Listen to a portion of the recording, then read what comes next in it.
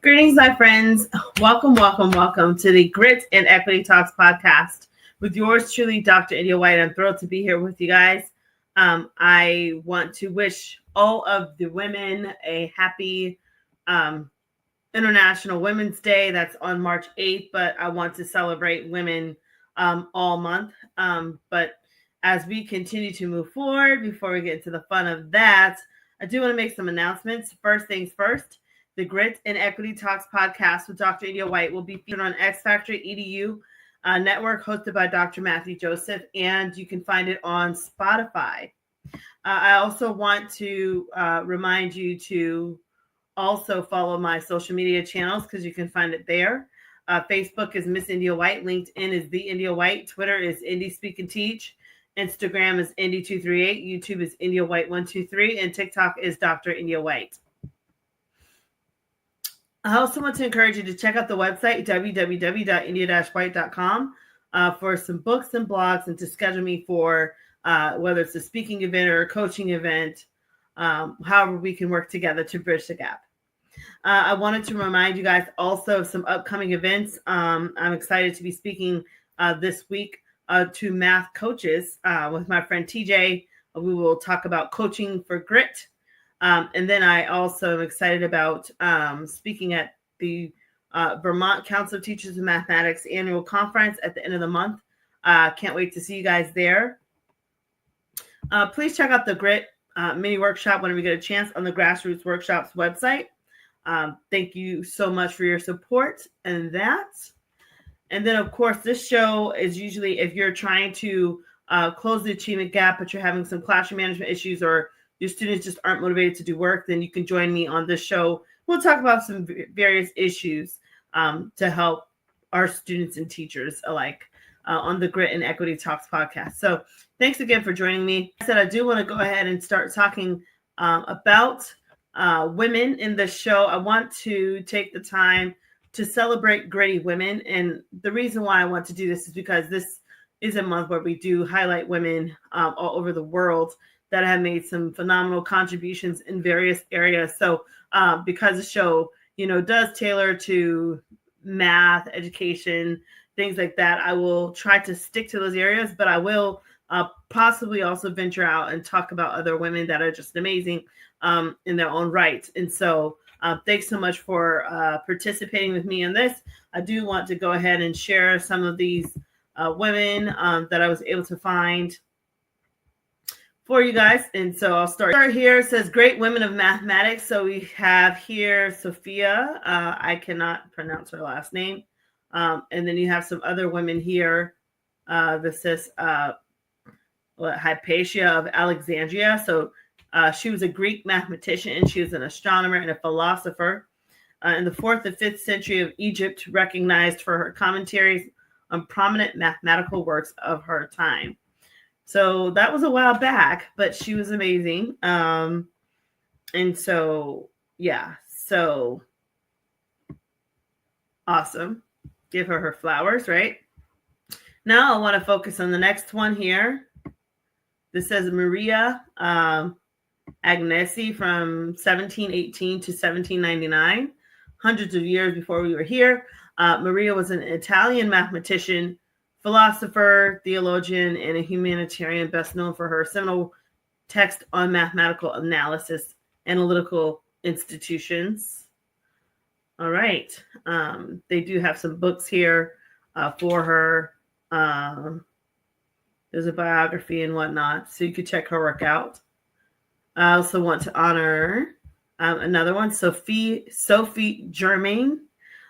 She's a French mathematician, a physicist, and a philosopher who made significant contributions to the fields of number theory and theory of elasticity.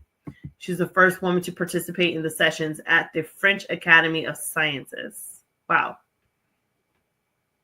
And so she was here in 1776 through 1831. And what richness of wealth there, what richness of intelligence. That's just powerful when you think about it. Next, Ada Byron Lady Lovelace.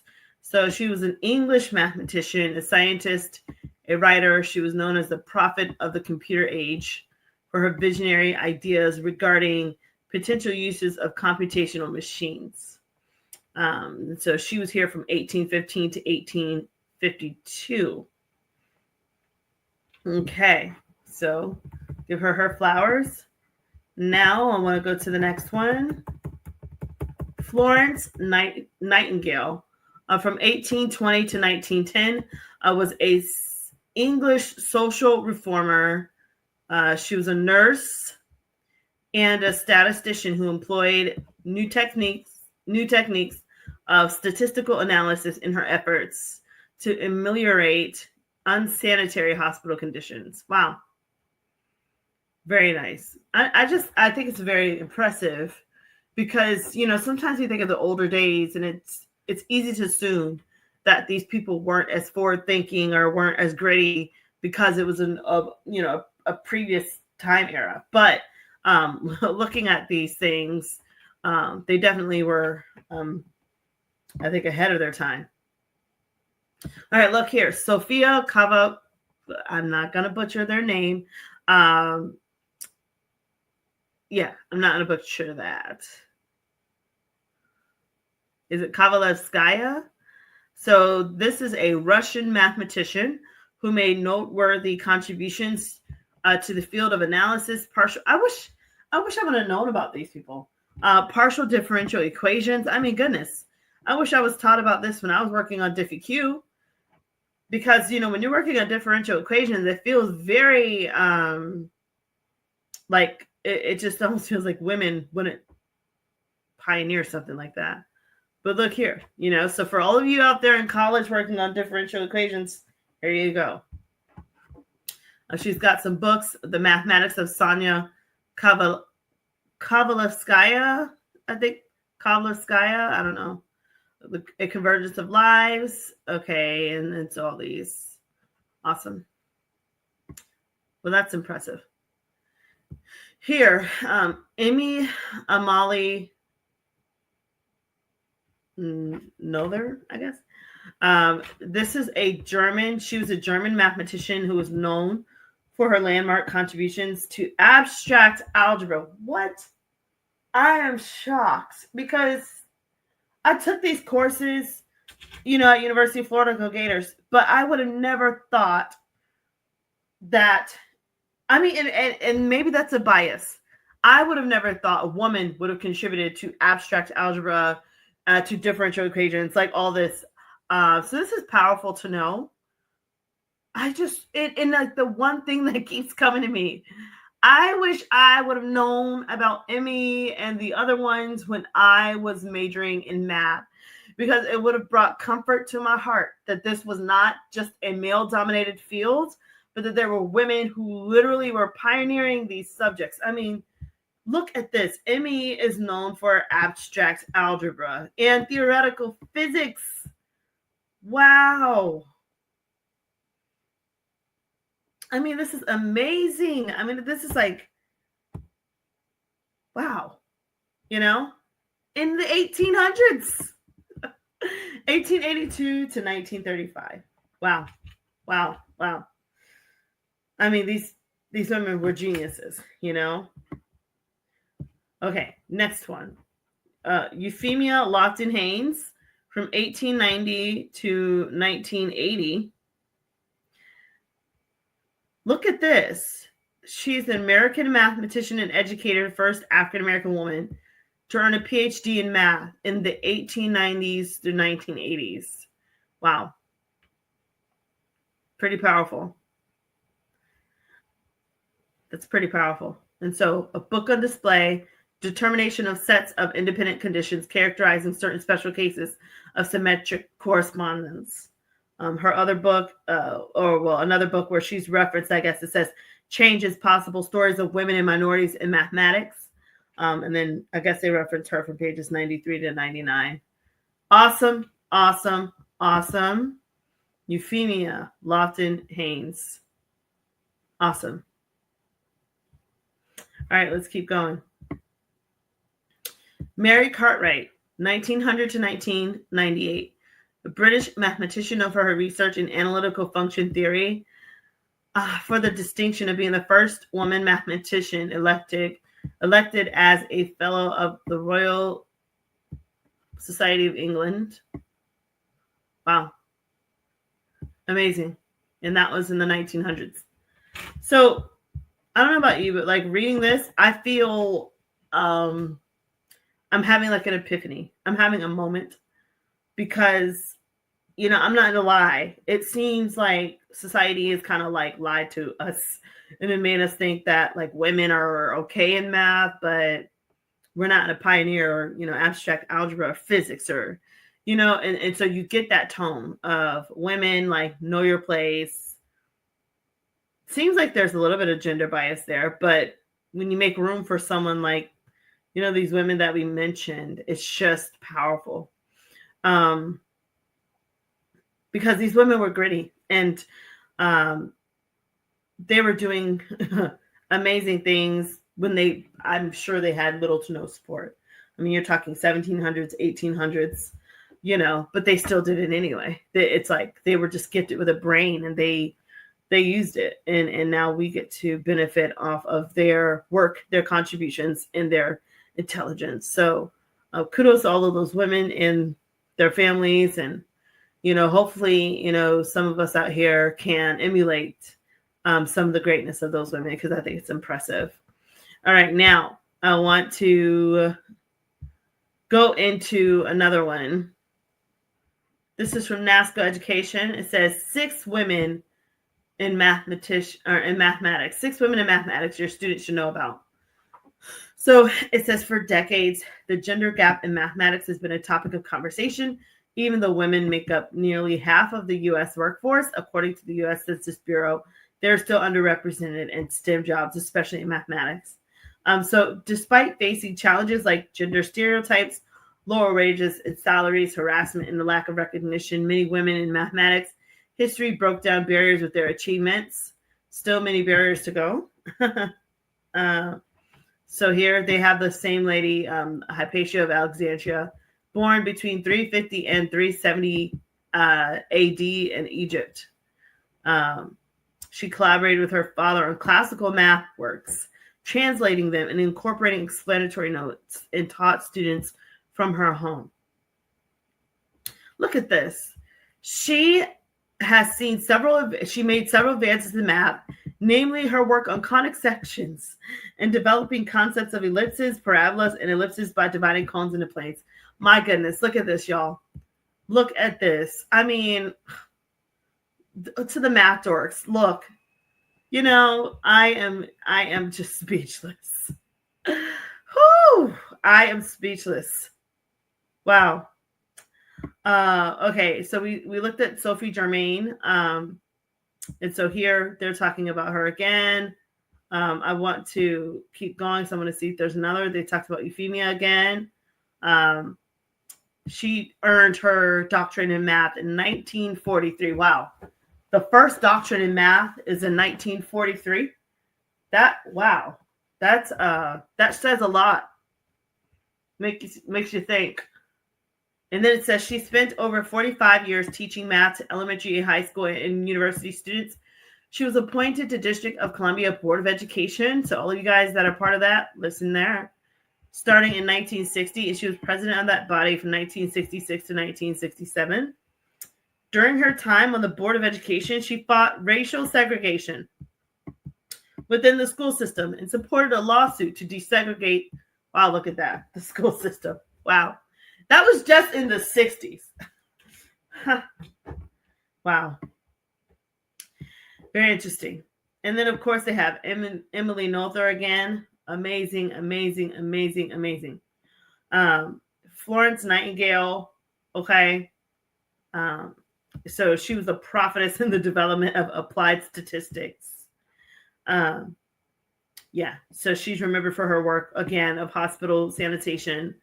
She was an innovator of collection, tabulation, interpretation, and graphical display of descriptive statistics and polar area diagram, a precursor of the pie chart. And then, of course, Katherine Johnson, which, is one of the personal ones that I look up to. She was an African-American mathematician.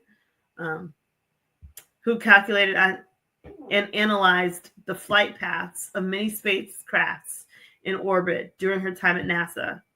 She started high school at 10 years old, so she was gifted, right? And started college at 15 and graduated college at 18. Wow. Wow. It says in 1952, she was 34 when she learned about jobs for Black women in math and computer skills at the Langley Laboratory or at the National Advisory Committee for Aeronautics, which became NASA. She and fellow mathematicians Dorothy Vaughan and Mary Jackson worked as human computers, figuring out difficult calculations needed for space flight. During her time, she broke racial and gender barriers. Interesting. So again, it says during her time there, she broke racial and gender barriers. Then it says in 1969, she calculated the trajectories of Apollo 11 mission that sent Neil Armstrong and other astronauts to the moon and brought them home safely. NASA dedicated Katherine G. Johnson Computational Research Facility at the Langley Research Center to commemorate her work. And then it says there's an experiment, but I mean, wow, what a powerhouse. You know, we just need more Katherine Johnsons like this. We need to honor them. We need to make room for them and not take their intelligence lightly and not judge a book by its cover, because we can miss out on just gold like this. Beautiful. So that was pretty neat. I remember they had Katherine Johnson a couple of years back. She was speaking to mathematicians at one of the math conferences. It was a high honor to hear from someone like her. Just to know that, you know, she's in the ring, she exists, and she contributed so much to the STEM field is amazing. So continue on the wavelength of the real NASA hidden figures, these African-American women who were human computers that were vital to the space race here. That's Mary Jackson. So in the 1960s, the Mercury astronauts, Alan Shepard, Gus Grissom, John Glenn, and others absorbed accolades of being the first men in space, but behind the scenes, they were supported by hundreds of unheralded NASA workers, including the human computers who did the calculations for their orbital trajectories. So in 2016, the book by Margaret Shetterly titled Hidden Figures, it was based on, or the movie that was based on the book talks about some of these rock stars. So beginning in 1995, NACA, which was a precursor of NASA, hired hundreds of women as computers. That was in 1935. The job title designated someone who performed mathematical equations and calculations by hand according to NASA history. The computers worked at the Langley Memorial Aeronautical Laboratory in Virginia. Human computers were not a new concept. In the late 19th and early 20th century, female computers at Harvard University analyzed star photos to learn more about their basic properties. These women made discoveries and still fundamental to astronomy today. And then look here, it says during World War II, the computer pool was expanded. Langley began recruiting after, so this is during World War II, recruiting African-American women with college degrees to work as computers, according to NASA. However, segregated policies required that these women worked in a separate section called the West Area Computers, although computing sections became more integrated after the first several years. So segregation was still a way of work in the United States. I just think that's super wild and crazy that we were once like that. But anyways, so it says, as the years passed and the center evolved, the West computers became engineers, electronic computer programmers, the first Black managers at Langley and Trajectory Whizzes, whose work propelled the first American, John Glenn, into orbit in 1962. Hidden Figure focuses on 3 computers: Mary Jackson, Katherine Johnson, and Dorothy Vaughan. So now they're going to honor these women and give them their flowers. So Mary Jackson from 1921 to 2005. She hailed from Hampton, Virginia. She graduated with high marks in high school, received a Bachelor of Science degree from the Hampton Institute of Mathematics and Physical Science. Wow. She began her career as a school teacher and took on other jobs before joining NACA. As a computer with the all-black West area computing,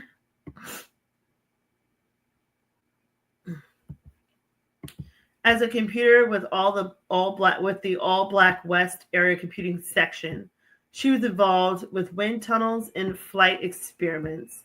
Her job was to extract the relevant data from experiments and flight tests. She also tried to help other women advance in their career, according to her biography.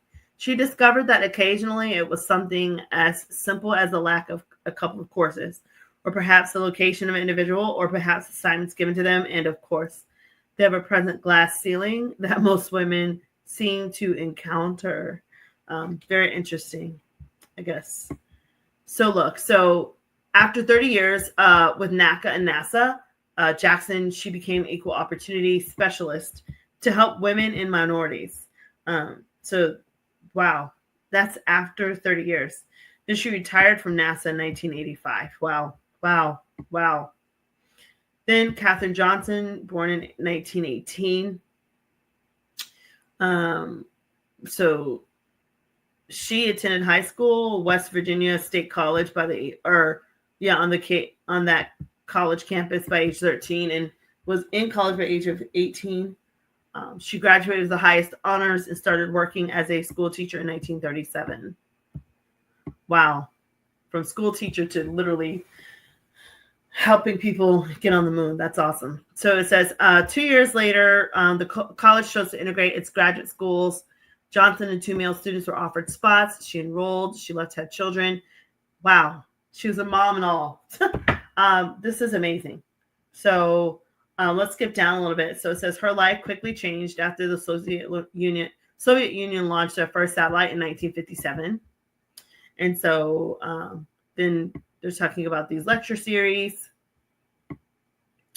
And this goes on and on. This is amazing. So Johnson, for the Mercury missions, Johnson did trajectory analysis for Shepard's Freedom 7 mission in 1961. And then at John Glenn's request, she did the same job for his orbital mission in 1962. Despite Glenn's trajectory being planned by computers, Glenn reported he wanted Johnson herself to run the equations to make sure they were safe. Now, that's pretty powerful. When asked to name her greatest contribution to the space exploration, wow, Katherine Johnson talks about the calculations that helped sink Project Apollo's lunar lander with the Moon Orbiting Command and Service module. She also worked on the space shuttle and the Earth Resources Satellite, and co-authored 26 research reports. She retired from NASA in 1986 at age 97. In 2015, she received the Presidential Medal of Freedom, the highest civilian honor in the United States. Beautiful.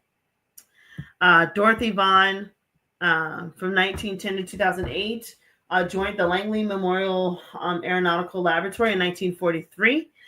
She was a teacher. And then here it says her job during World War II was a temporary position. But in part, thanks to a new executive order prohibiting discrimination in defense industry, she also was hired permanently. Good. All right. So it says, still, the law required that she and her Black colleagues needed to work separately from white female computers. And the first supervisors were white. So Vaughn became the first Black NACA supervisor in 1949. Wow. And she had to make sure her employees received promotions or pay raises if merited. Just amazing. It pays to know history. It pays to go over these amazing women that have contributed so much. And it just pays to dig and to find out knowledge for ourselves. These powerhouses from all over the world. and their various contributions to our everyday way of life. So with that said, I do want to thank you guys for joining me on the Grit and Equity Talks podcast. As we talked about gritty women today, all of those women were grit. They had resilience despite whatever they were going through, whether they were dealing with the gender bias or dealing with discrimination or whatnot, like they continue to press through. And that's why we honor them today. So with that said, thanks so much again for joining me on the Grit and Equity Talks podcast with Dr. India White. Again, this episode, the Grit and Equity Talks podcast, it will always be featured on the Factor EDU Network, hosted by Dr. Matthew Joseph, and it can be found on Spotify. You can also find it on all of my social media outlets as well to kind of expand the message. My social media messages or channels are Facebook is Miss India White, LinkedIn is the India White, Twitter is Indy Speak and Teach, Instagram is Indy238, YouTube is India White 123, and TikTok is Dr. India White. Also, feel free to check out my website, www.india-white.com for books, blogs, or to schedule me for a speaking and coaching event. Speaking of events, I will see you guys at the Math Coach Conference coming up this week. And I will see you all in Vermont at the annual Vermont Conference. I'm honored to be the keynote there. Thank you for all of the leaders that had that established. Please also remember to check out the Grit Mini Workshop on the Grassroots Workshops website. Also, give me a holler at the Grit Academy. Some have already done this. Thank you so much. And if you're needing your child to get prepped for the SAT or ACT, I would be honored to help you. Also, please do not forget to check out the Grit calendar so that you can continue to have grit, have that great resilience in time, and continue to thrive and be gritty no matter what. With that said, I do want to say again to all of you, thank you so much for joining me on the Grit and Equity Talks podcast. If you're wanting me to come and speak and do some things for you, you can visit my website, www.india-white.com, or you can send me an email at india.white.123 at gmail.com, and I will get there as soon as I can. So with that said, guys, thanks so much for joining me. And until next time, stay gritty. See ya.